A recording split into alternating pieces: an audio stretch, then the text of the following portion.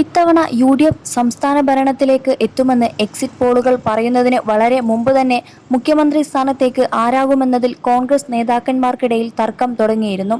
അപ്പോഴാണ് മുഖ്യമന്ത്രി VT സതീശൻ തന്നെ ആയിരിക്കണമെന്ന് മുസ്ലിം ലീഗ് സംസ്ഥാന പ്രസിഡന്റ് പാണക്കാട് സാദിഖ് അലി ശിഹാബ് തങ്ങളുടെ അസാധാരണമായ പ്രസ്താവന.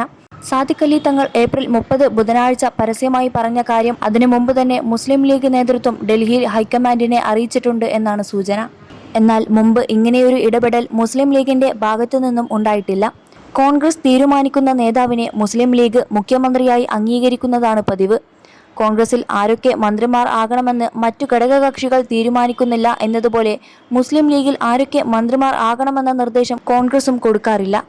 2004 ന്യൂനപക്ഷ സമുദായങ്ങൾ അമിത സമ്മർദ്ദം കൊണ്ട് കാര്യങ്ങൾ നേടുന്നു എന്ന പ്രസ്താവനയെ തുടർന്ന് AK ആന്റണിയെ മുഖ്യമന്ത്രി സ്ഥാനത്തു നിന്നും മാറ്റുന്നതിൽ മുൻകൈയെടുത്തു എന്നതൊഴിച്ചാൽ കോൺഗ്രസിന്റെ മുഖ്യമന്ത്രി ആരാകണമെന്ന് മുസ്ലിം ലീഗ് തീരുമാനിച്ചിട്ടില്ല. എന്നാൽ 1982 നിയമസഭയിലെത്തിയ രമേശ് ചെന്നിത്തലയാണോ, 1996 നിയമസഭയിലെത്തിയ KC വേണുഗോപാലാണോ, 2001 നിയമസഭയിലെത്തിയ VT സതീശനാണോ കോൺഗ്രസിലെ സീനിയർ എന്നും മുഖ്യമന്ത്രി പദത്തിന് അർഹനെന്നും കോൺഗ്രസ് നേതൃത്വം പറയുന്നതിന് മുമ്പ് തന്നെ മുസ്ലിം ലീഗ് പരസ്യമായി പറഞ്ഞെങ്കിൽ അത് ഒന്നും കാണാതെയാവില്ല. 21 ലക്ഷത്തോളം സന്തുഷ്ടരായ ഉപഭോക്താക്കളും 2 ലക്ഷത്തോളം തിമിര ശസ്ത്രക്രിയകളും പൂർത്തിയാക്കിയ മലബാറിലെ ഏക കണ്ണാശുപത്രി Al Salama eye hospital, hospital road, Perinthalmanna. മുന്നണി ഭരണം എന്ന് പറയുമ്പോൾ മുന്നണിയിലെ ഒന്നാമത്തെ കക്ഷിയുടെ നേതാവ് മുഖ്യമന്ത്രി ആകുന്നതാണ് കീഴ്വഴക്കം. 4.5 പതിറ്റാണ്ട് പിന്നിട്ട ഐക്യജനാധിപത്യ മുന്നണി എന്ന UDFലും ഇതുതന്നെയാണ് തുടർന്നു പോരുന്നത്.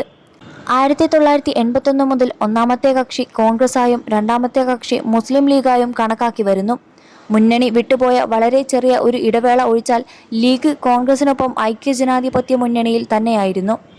1981 K കരുണാകരന്റെ നേതൃത്വത്തിൽ വന്ന മന്ത്രിസഭയിൽ മുസ്ലിം ലീഗിന് ഉപമുഖ്യമന്ത്രി സ്ഥാനം ഉണ്ടായിരുന്നു. തൊട്ടുമുമ്പ് മുഖ്യമന്ത്രിയായിരുന്ന CH മുഹമ്മദ് കോയക്ക് നൽകിയ അംഗീകാരമായിരുന്നു അത്. 1982 മന്ത്രിസഭയിലും CH ഇതേ പദവിയിൽ തുടർന്നു. സാങ്കേതികമായി നോക്കിയാൽ കോൺഗ്രസ് എമ്മിന് പിന്നിൽ മുന്നണിയിലെ മൂന്നാം കക്ഷിയായിരുന്നു മുസ്ലിം ലീഗ്. CHന്റെ മരണശേഷം പാർട്ടി നേതാവായ K അബൂഖാദർ കുട്ടി നെഹ്ക്കും ഈ സ്ഥാനം കൊടുത്തു. പിന്നീട് 1991, 2001, 2011 വർഷങ്ങളിൽ UDF അധികാരത്തിൽ വന്നപ്പോൾ മുസ്ലിം ലീഗിന് ഉപമുഖ്യമന്ത്രി ഉണ്ടായില്ല.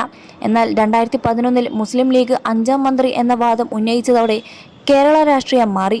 2021 തിരഞ്ഞെടുപ്പിൽ ഭരണം മാറാതെ നിന്നു.